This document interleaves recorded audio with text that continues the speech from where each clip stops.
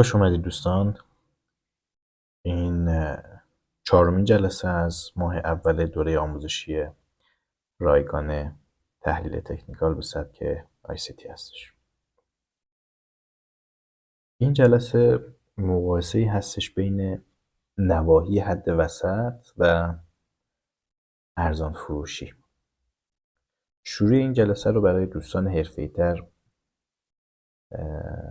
یه مقدار مبتدیانه شاید به نظر برسه، ولی قول میدم به همه شما چیزی اضافه میکنم که حالا درک عمیق‌تری بهتون درباره ورود بهینه یا همون اصطلاح OTE یا Optimal Trade Entry بده.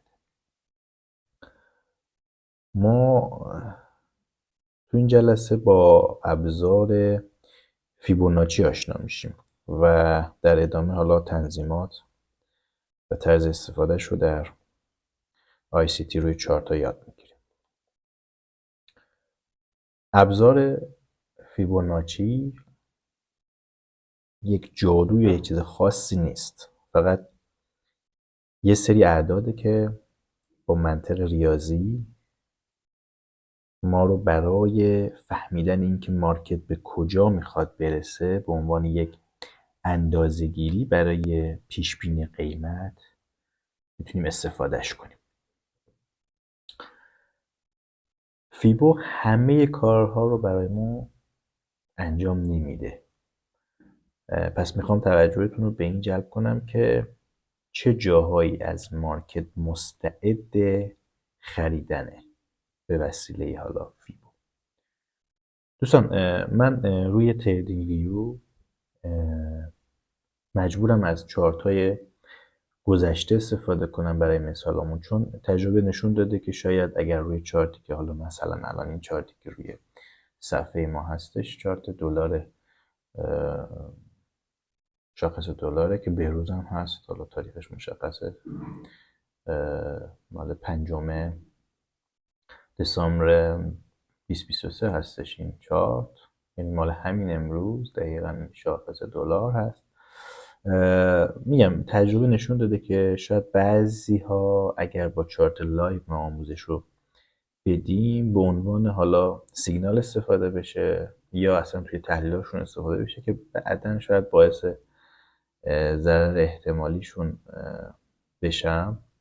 پس اینو از من قبول کنین که این کارو نکنم. میریم برای حالا چارت‌های گذشته و ارز دیگه‌ای که حالا زیاد شاید نباشه، مثلا همین میشه گفتش که دلار به فرانک سوئیس.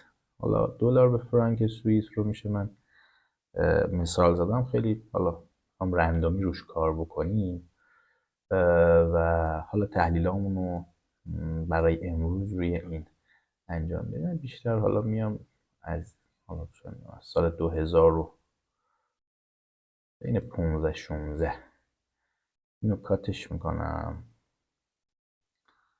حالا تقریبا فعلا این آماده سازی چارت هستش که مشاهده میکنیم. حالا توضیحاتی که میخوام بدم خدمتتون راجع به این چارت. این چارت اولا که روزانه است و ما در چارت روزانه مشخص هم است که دلار به فرانک سوئیسه. میخوایم تمام این توضیحات رو توی این ناحیه و توی این بازه زمانی بگم بهتون که مربوط میشه به گذشته، پس هیچ نگرانی ما نداریم که یه خدای نکرده کسی متضرر بشه، فقط بحث آموزش هستش که ما با این میریم جلو.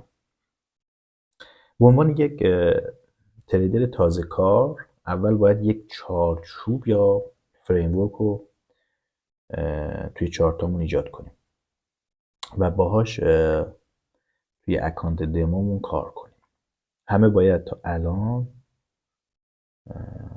اکانت دموشون رو توی تریدینگ ویو ایجاد کرده باشن. حالا این نمودار در تریدینگ ویو برای شروع میریم جلو که یک نمودار روزانه هست. اگه اینجا دقت بکنیم نمودار روزانه هست، جفت ارزش هم که مشخصه. حتی یه مورد دیگه هم بگم، اگر شما تازه کارین و حس میکنی که غرق شدی تو این مطالب و شاید شنیدی که من درباره مفاهیم خاصی تو این دوره آموزشی صحبت میکنم و توی جلسات آموزش قبلی اصطلاحاتی رو شنیده باشی که الان تو سرتون هست. بعضیاشو خود استاد مایکل درست کردن، بعضیاشون هم استانداردهای این سبک و این صنعت و این بیزینس هست. بعضیاشون یکم توضیح بیشتری نیاز دارن که بعداً در این دوره حالا مفهومش رو میفهمید.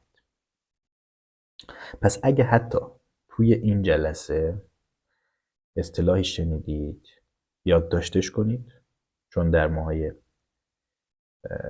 بعد یا جلسات بعدی که تدریس عمیق‌تر میشه اون مفهومشون رو یاد میگیرید. ولی الان ازتون میخوام روی یک فعلا سوال ساده فعلا تمرکز کنید. اینا رو گفتم برای مواردی که توی ذهنتون میچرخه و یکم ساده، ولی الان همین الان روی این سوال تمرکز کنید. اگر یک تریدر معتقد باشه که قرار قیمت مارکت بره بالا، مثلا مثل اینجا دقت کنید، قرار قیمت مارکت بره بالا، چیزی رو فکر میکنید که باید زیر نظر بگیرید چیه؟ یعنی اگر بدونید آقا این میخواد قیمت از اینجا بره بالا، چی رو بیشتر زیر نظر میگیرید؟ میدونید منظورم چیه؟ منظورم اینه که چه چیزی در از قراره در نهایت باعث بشه که اون تریدر، حالا که بعدها شما هستیم و الان هم هستیم، اون تریدر توی یه مارکت خاص یا یه جفت ارز خاص بایی بزنه یا اصطلاحاً خرید بزنه. چه چیزی باعث این تصمیم میشه؟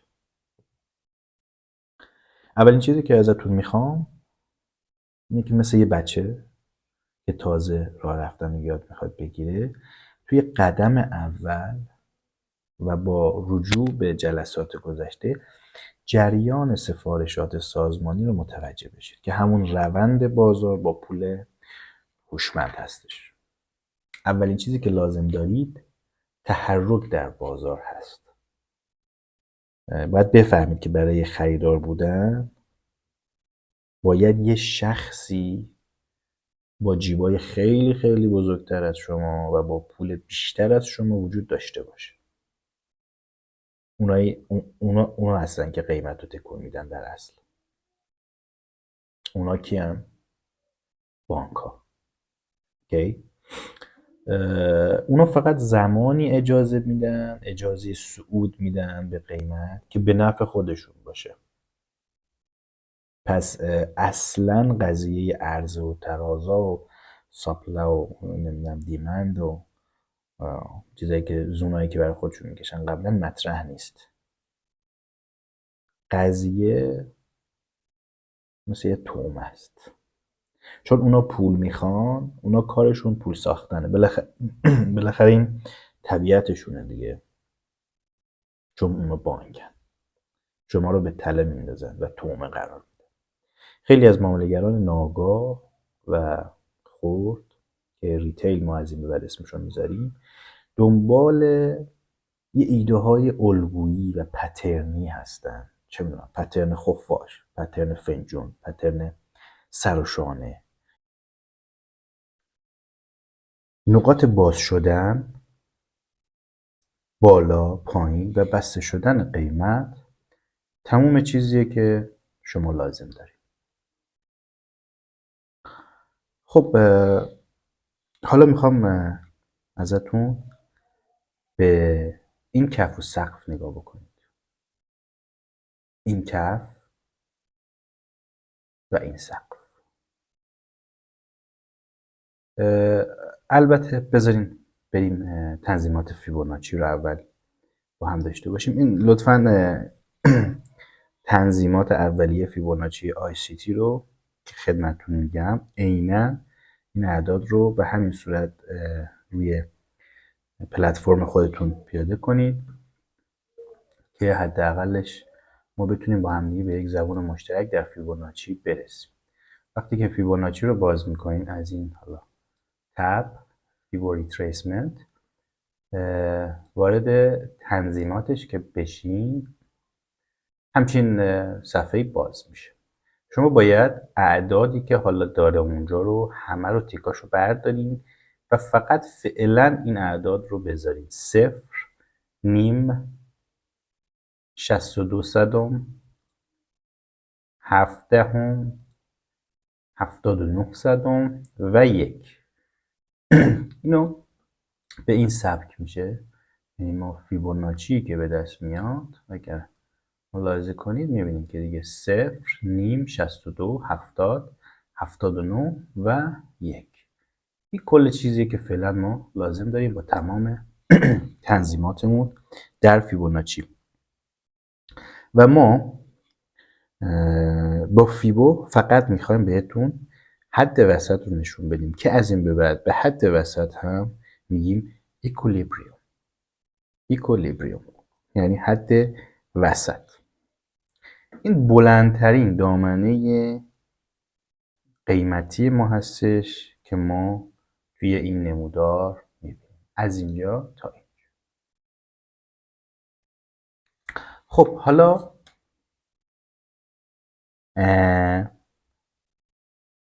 میخوام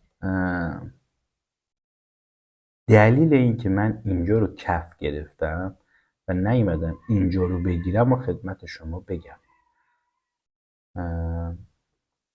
ببینید ما برای اون موج حرکتی و یک موج حرکتی قوی که از محل شروعش که مثلا دارم میگم این نقطه هست مهمه. ببینید ما اینجا کندل های بسیار قوی داریم که استارت زده و یک حرکت خیلی قوی روش. برای همین من اینو گرفتم، اینو نگرفتم چون این هنوز اون حرکت قویه رو توش ندیدم، یا اینو مثلا این حرکت قویه رو زیاد توش ندیدم نسبت به این کندل. برای همین اومدم من معیار رو این گذاشتم که حالا میشه گفتش که کف در نظر گرفتم تا انتهای این نمودار که فعلا میخوایم این باشه یک فریم ورک برای ما.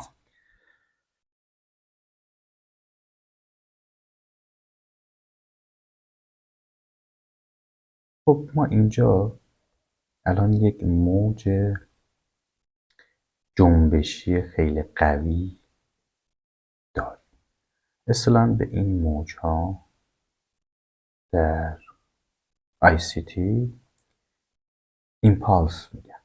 حالا اصطلاحی که خود مایکل به کار میبره برای این موجا که اینطوری هستش Strong Impulsive Movement یا Strong Impulsive Price Swing میگه که ترجمهش تقریبا به فارسی خودمون یعنی موجای بسیار قوی جنبشی که انفجاری هست. ببینید منفجر میشه این کار، قیمت یهو میره بالا که ما از این به بعد ما به اینا میگیم ایمپالس حالا ایمپالسیو پرایس سوینگ میگن یا ایمپالسیو پرایس موومنت میگن که برمیگرده اصلاح میکنه اینجا اصطلاحاً ریتریسمنت میکنه، بعدش یک موج جنبشی قوی دیگه میبینی و بعد دوباره میاد یک اصلاح دیگه میکنه و بعدش باز دوباره یک ایمپالسیو پرایس موومنت به سقف رو داریم. وقتی تو این دوره حرف از حالا همون موج جنبشی یا سوینگ جنبشی میزنیم نشون دهنده جابجایی قیمت.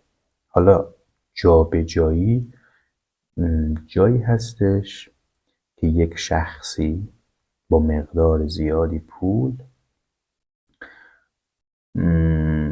با اعتقاد قوی برای حالا بالا بردن قیمت بیاد تو مارکت. اوکی؟ تقریبا همون بانک هست.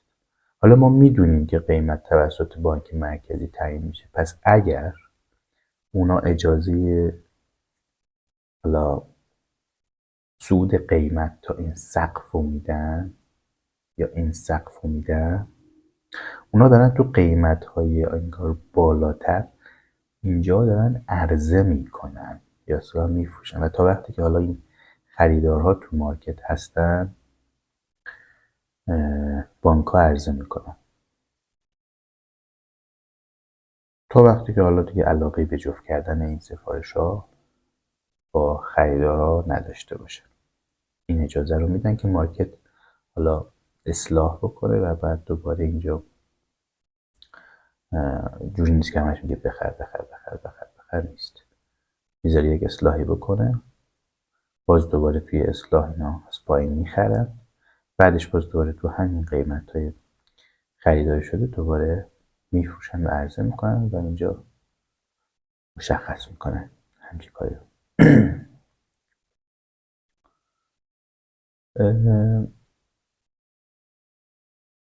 ما باید دنبال نواحی نقدینگی بگردیم که میدونیم به حال اونجا خریدارایی وجود داره که میشه بالای این سقف‌ها یا همین سقف‌های قدیمی اصطلاحاً و این ایمپالسا میاد این سقف‌ها رو میشکونه. چرا میاد این سقف‌ها رو میشکونه؟ چون نقدینگی این بالاست.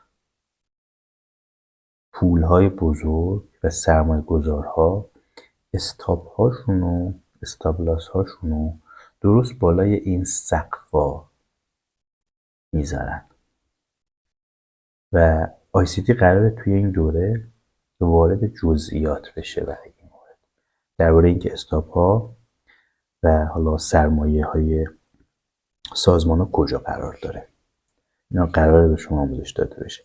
ولی فعلا ازتون میخوام که خیلی آروم شروع کنید، چون خیلیاتون تازه این دوره آموزش شروع کردین و هیچ وقت تا حالا این مفاهیم رو نشنیدید یا تا حالا در تحلیل تکنیکالتون اینا رو یاد نگرفته بودید و اینا براتون مثل چی بگم زبون یونانی بی‌معنی و بیگانه انگار به نظر میرسه.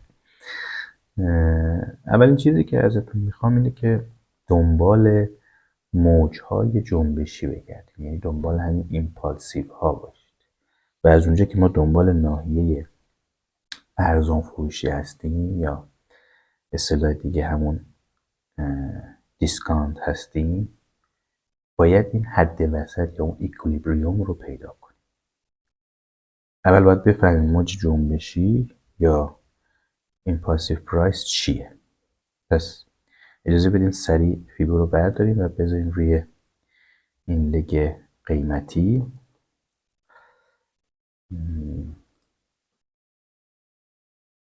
ببینید این از این کف تا این سقف رو من میام و فیبو رو میذارم. حالا ما نمیدونیم چی باعث خرید این پایین شده از طریق بانک ها، اصلا ما در ICT بهش اهمیت نمیدیم. ما نمیدونیم این لگ قیمتی اینجاست تا وقتی که به هر حال این شکل بگیره، یعنی شما اینجا نمیتونی اینو ببینی و تا وقتی شکل نگیره نمیتونی فیبو رو بکشی قاعدتا. پس ما فقط داریم یک درک کلی ازش میگیریم که این لگ قیمتی این بار تشکیل شده و ما فیبو رو از این کف تا این سقف میبریم. پس اول ما نیاز داریم قیمت که وقتی به این سقف رسید، من یک کم دیگه اینجا رو من زوم کنم، وقتی که قیمت به این سقف رسید ما نیاز داره که حداقل 4 تا کندل نیاز داریم. اصلا به تایم فریم شما هیچ ربطی نداره که چه تایم فریم، ولی ما به 4 تا کندل نیاز داریم. اوکی، یعنی وقتی که مارکت یک کف میسازه و ازش میاد بالا، چیزی که نیازه اینه که ببینی یک سقف تشکیل شده و این سقفه که ما اینجا در نظر بگیریمش، این اون سقفه باشه و من مثلا اینجا یک علامت کوچولو روی بزنم، این اگه سقف باشه ما 4 تا کندل نیاز داریم. کندل اول میشه کندل قبل از این سقف، یعنی این بالاتر از این قاعدتا. ما به کندل قبلی 1 در نظر میگیریم، کندل اصلی کندل 2 هستش که سقف نهایی تشکیل داده، کندل سوم و کندل 4. ما باید کندل سوم پایین تر از کندل دوم باشه و کندل 4 پایین تر از کندل سوم بشه. این مجموعه از این کندل ها زمانی که تشکیل شد ما صبر میکنیم تا قیمت خودش رو برسونه به ناحیه اکولیبریوم که همون 50% فیبوناچی. ببینید این فیبوناچی، اینم ناحیه 50%. قیمت با یک ایمپالسیو پرایس اومده سقف ساخته، این کندل ها ایجاد شده طبق همون 4 کندل. از کندل 4 وقتی دیدیم که نزولی هست صبر میکنیم تا برسه به ناحیه 50%. حالا ما میخوایم ببینیم قیمت اصلاح کرده و این اصلاح اومده رو حد وسط. حد وسط اصلا چیه؟ اکولیبریوم. حد وسط نقطه میانی حرکت قیمت از سقف تا کف، همونجوری که توی حالا تصویرم میبینیم و اینجا هم مشخصه، با رنگ آبی من اینو مشخص کردم توی دریچه. هر زمان ما این 4 تا کندل رو به طریق گفتم در سقف دیدیم، قیمت رو تماشا میکنیم بیاد پایین به حد وسط و اکولیبریوم برسه که اساسا همون لول 50 فیبوه. پس ما دنبال اینیم که قیمت بیاد پایین بعد از تشکیل و شکار موقعیت خرید. ما الان در کل داریم یه چیزی رو یاد می‌گیریم که نباید مثل سیگنال ازش استفاده بشه، چون همش این نیست. این بهتون یک زمینه اینه که چطوری تشخیص بدین چه زمانی مارکت در ناحیه ارزان و چه زمانی در ناحیه گرانفروشی قرار داره، که بهتون داره یاد میده این سبک فیبو که توی ویدیوهای بعدی البته از ناحیه گرانفروشی هم استفاده میکنیم و یک ویدیو داریم.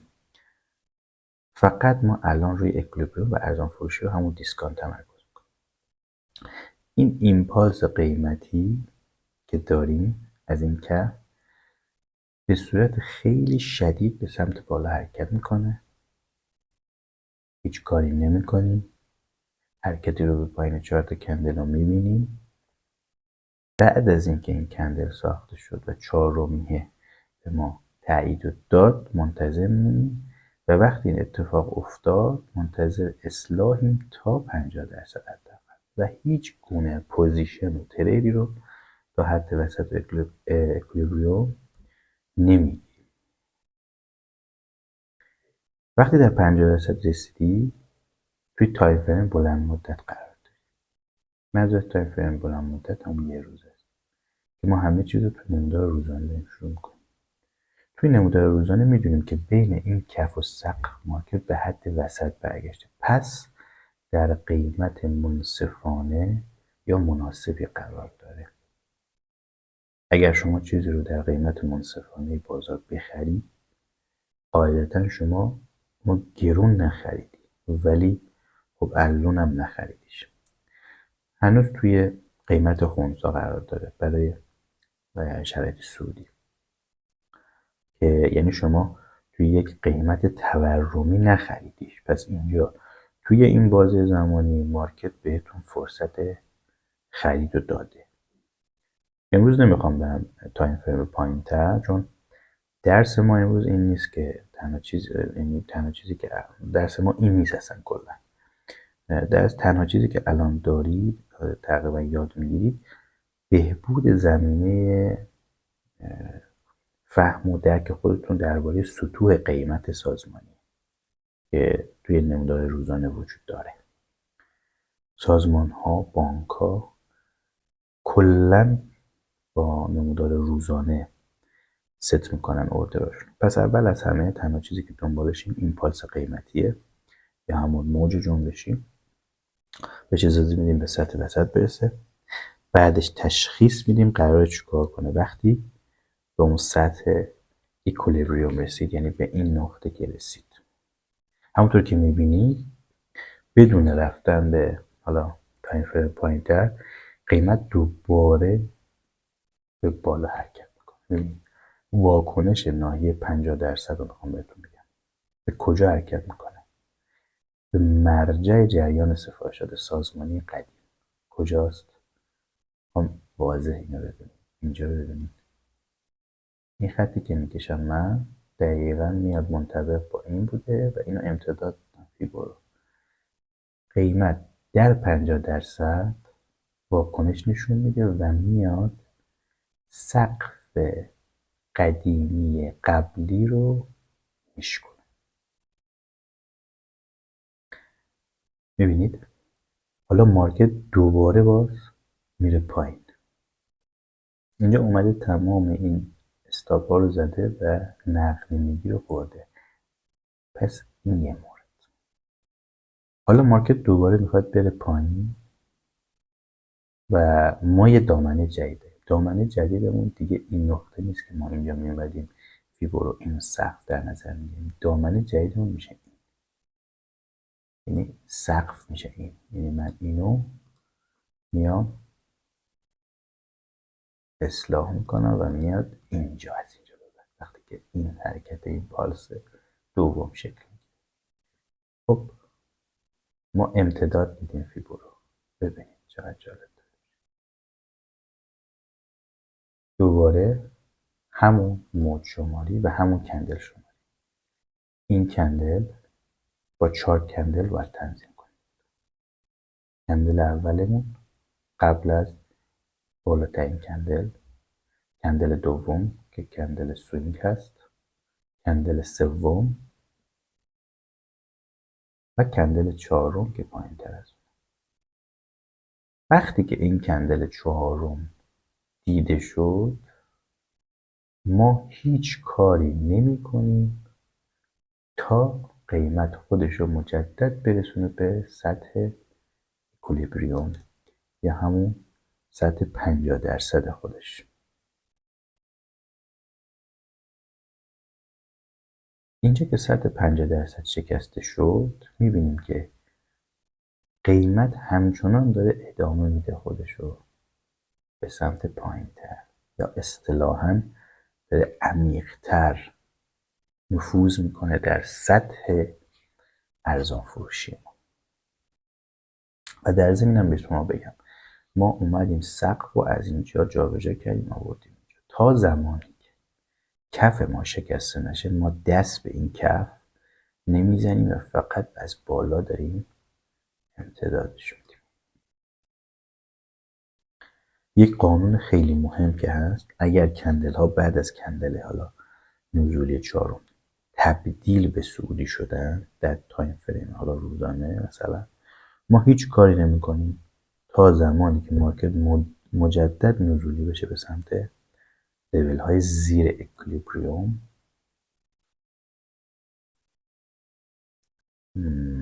و پایین تر احتمالا، چون ما اینجا 62 داریم، 70 داریم، 79 داریم. ولی میبینیم که ما اینجا کندل چهارم که ایجاد شد، با اینکه این دوتا کندل صعودی شد ما هیچ حرکتی نمیزنیم اینجا، چون میدونیم این باید برگرده دوباره به لیول ارزان فروشی خودش یا اکولیبریوم خودش.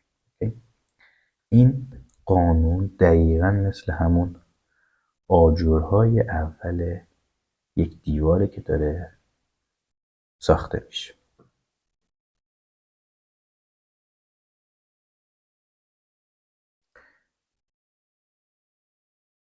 حالا همین که مارکت به حد وسط اکولیبریوم میرسه، ما در قیمت منصفانه قرار داریم و میتونیم مثل بانک ها شروع به خریدن کنیم، چون قیمت گرون نیست. هر چیز زیر حد وسط بریم ناحیه ارزون تر حساب میشه و وقتی مارکت خودش رو به پایین حد وسط میرسونه، زمان زیادی رو اونجا صرف نمیکنه و معمولا با یک حرکت خیلی داینامیک و پویا از اونجا دور میشه، مخصوصا اگر مارکت سعودی باشه. حالا این دلیل نمیشه که هر وقت که قیمت به زیر 5 آمد شما برید تو مارکت رو حالا خرید بزنید. این هنوز کافی نیست و باید حالا اطلاعاتی دیگه داشته باشین، ولی فعلا میخوام بدونید وقتی که سناریو سعودیه برای یک جفت ارز، تو ذهنتون باید دنبال اون موج جنبشیه یا اون ایمپالس قیمت باشین توی نمودار روزانه. میخوام فعلا روی این تمرکز کنیم. میگم یک چیز جالبی هم که هست اینه که وقتی مارکت در ناحیه ارزونه یا همون اکولیبریوم و زیرش قرار داره و مستعد سعودی شدنه، قیمت زیاد ببینید نمیمونه اینجا و مارکت میخواد سریع از اونجا فرار کنه و بعضی وقتا حتی از اونجا منفجر میشه و نمیتونید بهش برسید و میره به سقف‌های برابر یا سقف‌های قدیمی در حالا نمودار که توی جلسه قبلی بهتون آموزش دادم که قیمت چطوری داره حرکت میکنه و ببینید رفته به از اینجا شتابی گرفته رفته به کجا، این قسمتی که حالا دوتا تقریبا سقف قدیمی و همراستا و مساوی هستش و این اصل داستان اینم که قله قدیمی. اگر اون قسمت قبلی رو یادتون نیست یا ندیدین، حتما توصیه میکنم اون جلسه رو که حالا لینکش هم این بالا براتون میذارم بریم ببین. به همین صورت با شکستن حالا هر سقف قدیمی یا حالا سقف برابر، فیبو رو روی کف نگه میداریم، این کف کار ماست، فیبو رو تو کف نگه میداریم و سقف رو تا آخرین نقطه‌ای که حالا بالا رفته چیکار میکنیم؟ امتداد میدیم. میایم اینجا این سقف و این میشه گفتش همچین سقفی رو تشکیل داده، میتونسته که بیاد پایین ولی نیومده. ببینیم وقتی مارکت یک سقف سوینگ 4 کندلی رو که از خودش نشون بده روی کندل 4م باید به سمت پایین بیاد و خودش رو باز مجدد برسونه به این اکولیبریوم یا 50% یا حتی پایین تر از قبلی که سقف سوینگ رو ساخته. خیلی ساده است نه؟ ولی خب میبینید که اینجا مثلا این اتفاق نیفتاده، اینجا به این ناحیه 50 نرسیده و مجدد خودشو کشیده بالا، میاد سقف جدید میزنه که این باشه و باز هم میبینیم قیمت هیچ تمایلی به پایین اومدن نداره و این روند پایین اومدن و در نهایت رسیدن به 50% رو الان نداریم. میریم جلو، کف رو نگه داشتیم و فقط داریم سقف باش بازی میکنیم. این سقف دیگه باز هم قیمت ادامه داده میایم سقف بالاتر که اینجا باشه. اینجا دقت کنید لطفا. ما ادامه میدیم، این سقف جدیدمونه و وقتی که قیمت رو ادامه میدیم ببینیم که چه اتفاقی داره میفته.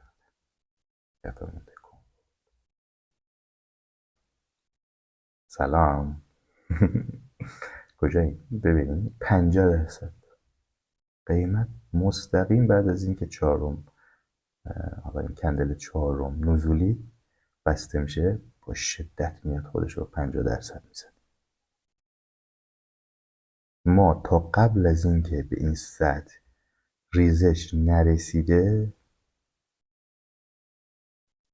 این خریدار نداره و خریدنی نیست. اساسش فیبوناچی نیست. آیسیتی داره فقط بهتون این حد وسط بین سقف و کف‌های قدیمی رو نشون میده. ببینید فیبو فقط نقش خطکشو داره، همین. پس الگوریتم اینجا وارد فاز خرید میشه، مخصوصا اگه سفارش‌های روی این سطح اکولیبریوم داشته باشیم. ببینید این سطح اکولیبریوم هست یا نه؟ بله، وسط.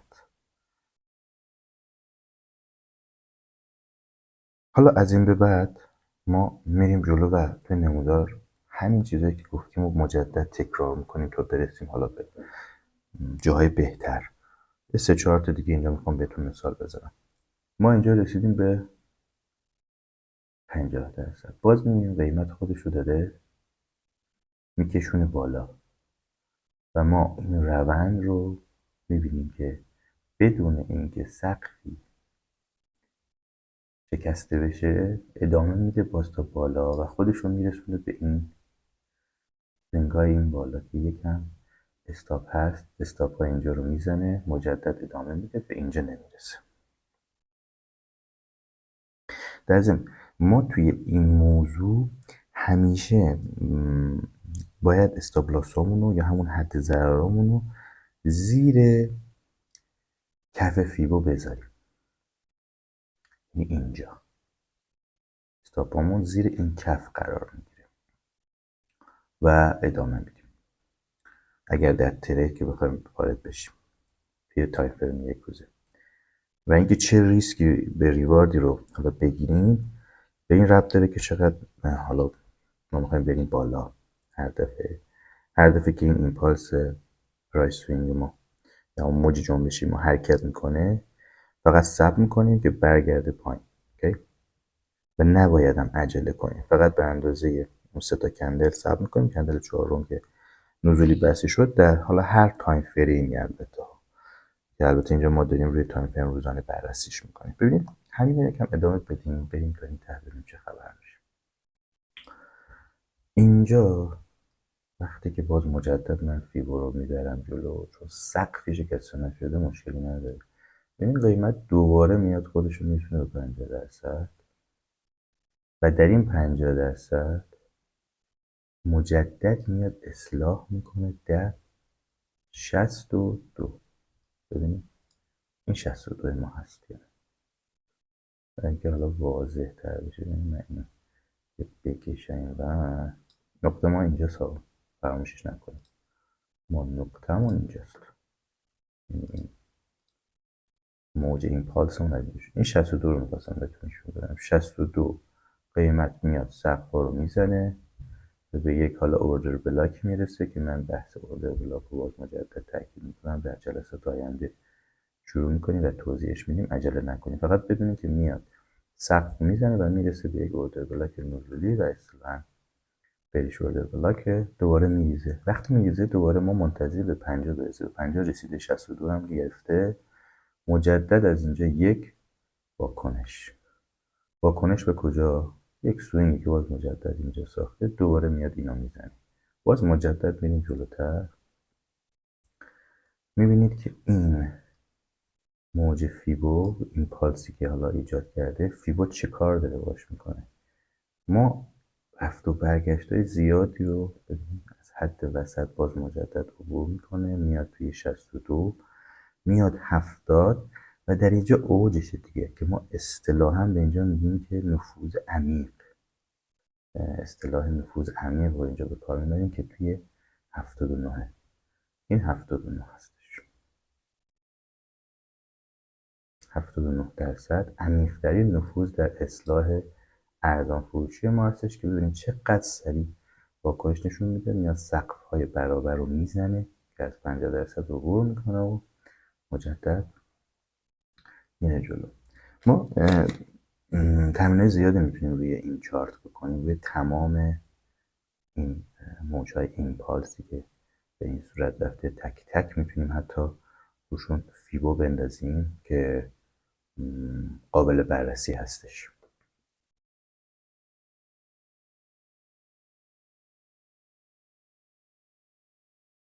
این دامنه تا زمانی که کف و سقف شکسته نشه میشه گفتش که معتبر هستش و میتونیم به این صورت که میکشم از سطح اکولیبریوم به پایین و حالا با این رنگ زردش بکنیم. ببینیم ما از اینجا مثلا تا حالا اینجا رو میایم این رنگ زرد رو من میزنم.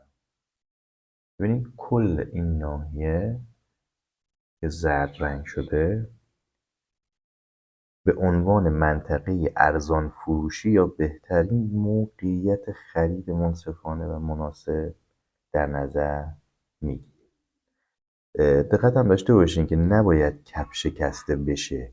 وقتی اینو متوجه بشیم میتونیم هر ایمپالس قیمتی یا موج جنبشی که رو به بالا میره بگیریم، به این معنی که حتی میتونیم داخل همین ارزان فروشی هم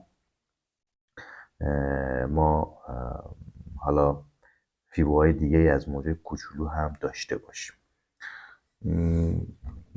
بعضی وقتا پیش میاد که قیمت میاد و کف رو در یک لحظه با یک شادو میزنه. حالا مثلا من میخوام یک چیزی رو مثالی رو خدمت شما نشون بدم.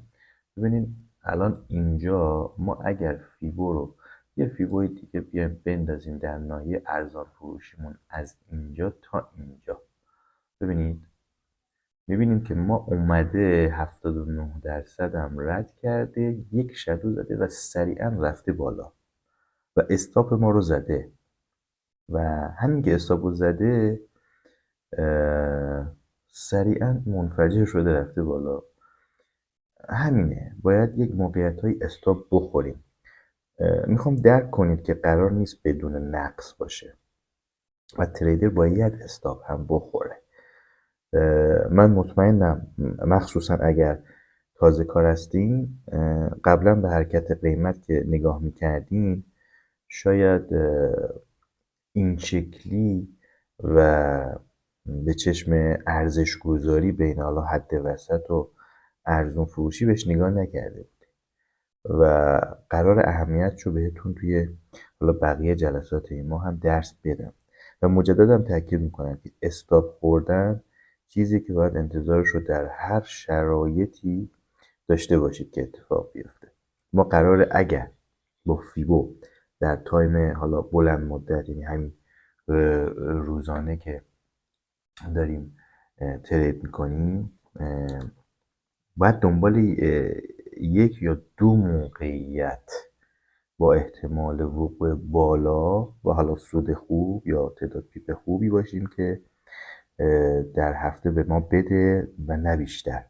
پس روی اون انتظارتونم در تایمای بلند مدت کنترل داشته باشید. ما قرار همه این چیزا رو حالا قالب بندی کنیم. مثل همین موضوع قراره که براش قالب درست بکنیم ولی فعلا حالا ازتون میخوام که بریم توی نموداراتون و تعداد زیادی از این حالا موارد رو پیدا کنید و ببینید که همیشه دارن اتفاق میفتن. بعدها شما میتونید اینا رو قبل از اتفاق افتادن ببینید، ولی اول باید توی گذشته مطالعهشون کنید. بعد از اون میتونید اونا رو بر اساس حالا چیزی که بهتون درس داده میشه پیش بینی بکنید و حالا در کل معنای لغت هایی که میگن بک تست و فوروارد تست در استراتژی همینه. یعنی شما میان گذشته رو بررسی میکنین، یک چکی میکنین، استراتژی رو روش پیاده میکنین، مثل همین فیبو ارزان فروشی رو حد وسط رو، نقاط رو، 62 71 79 رو چک میکنید که اصطلاحا ما میگیم بک تست گرفتن. وقتی که اوکی شد میای فوروارد تست میکنی. فوروارد تست رو میای پیش بینی میکنی بدون اینکه با پول واقعی بخوای ترید بکنی برای روزهای مثلا آینده یا مثلا فردا، که این اصطلاحا میگن فوروارد تست. در نهایت بعد شما استراتژی که مسلط شده میگن که با پول اول دمو، حالا بعدش هم که دیگه دست خودتونه، واقعی میره جلو. حالا پس دوباره برای جمع‌بندی و خیلی سریع توضیح بدیم، یاد گرفتیم که حد وسط یا همین اکولیبریوم که ما اینجا داریم این خطو، و من اگر بخوام درشترش بکنم و واضح تر باشه بهتره به نظرم که ما خطای لاینمون رو ما ببینید تو این تنظیمات خیلی کارا میشه کرد و خطای لاین حالا میتونید درشتر کنین، ریزتر کنین، رنگاش رو حتی عوض کنین. من مثلا الان چیزی که برای شما الان اومدم خط رو درشتر کردم، این خط اصلی رو درشتر کردم که میخواستم با این قاطی نشه. حالا اینم پاک کنم که زیاد شما ببینید این خط اصلیمون هستش. این ناحیه ارزان فروشی رو که با زرد ما مشخص کردیم و گفتیم که حالا این رنگ زرد منطقه دیسکانت یا همون ارزان فروشیمون هستش. در کل ما یاد گرفتیم حد وسط یا اکولیبریوم چیه. در یک دامنه یک موج جنبشی که ما میشه دامنمون این دامنه، از اینجا تا اینجا، از این کف تا این سقف، یک موج جنبشی یا یک ایمپالس قیمتی رو به بالا داریم، رو به بالا، مثل این. وقتی گیرش آوردیم فیبو رو از کفش تا سقفش میکشیم و منتظر 4مین کندلی میمونیم که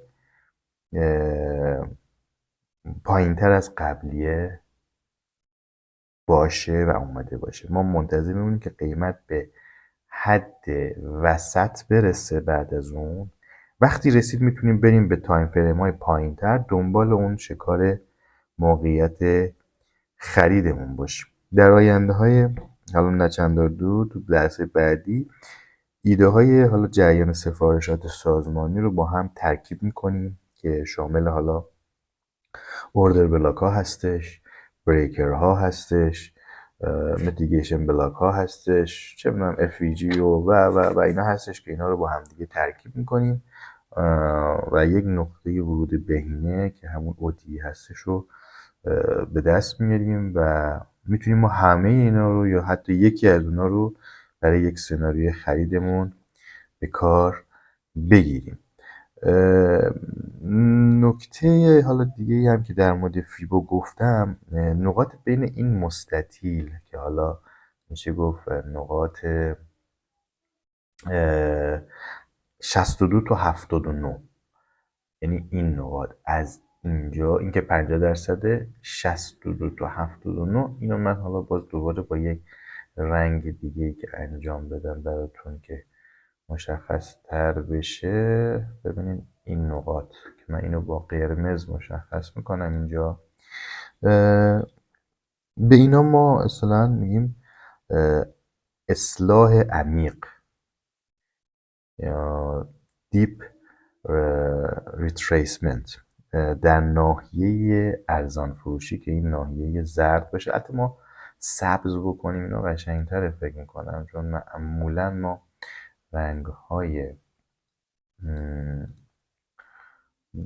ارزان فروشیمون رو سبز میکنیم، میگیم آقا این رنگ سبز مربوط میشه به ارزان فروشیمون و در آینده شما متوجه میشین که رنگ قرمز میشه گران فروشی. حالا این قرمز رو من باز میام اینو زرد میکنم یا تو خاطرتون بمونه، این ناحیه زرد رنگ همون اصلاح عمیقه. بعضی میگن خب چرا حالا سطح های اصلاحی 62 رو کار میکنن؟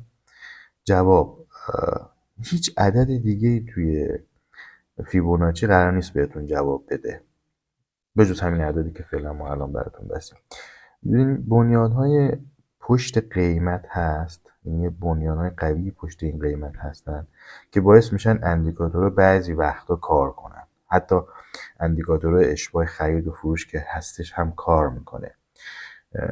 باید بنیان مارکت رو درک کنیم. بنیانی که از حرکت قیمت نشأت بگیره، نه از مشتقهای ریاضی یا گذشته قیمت که بهتون یک پیش بینی از قیمت بده. مارکت به یک اندیکاتور جواب نمیده. یک اندیکاتور فقط داره گذشته ریاضی نمودار رو که قیمت انجام داده بازتاب میکنه و هیچ اساسی برای اینکه مارکت قرار در آینده چه کار بکنه رو نداره.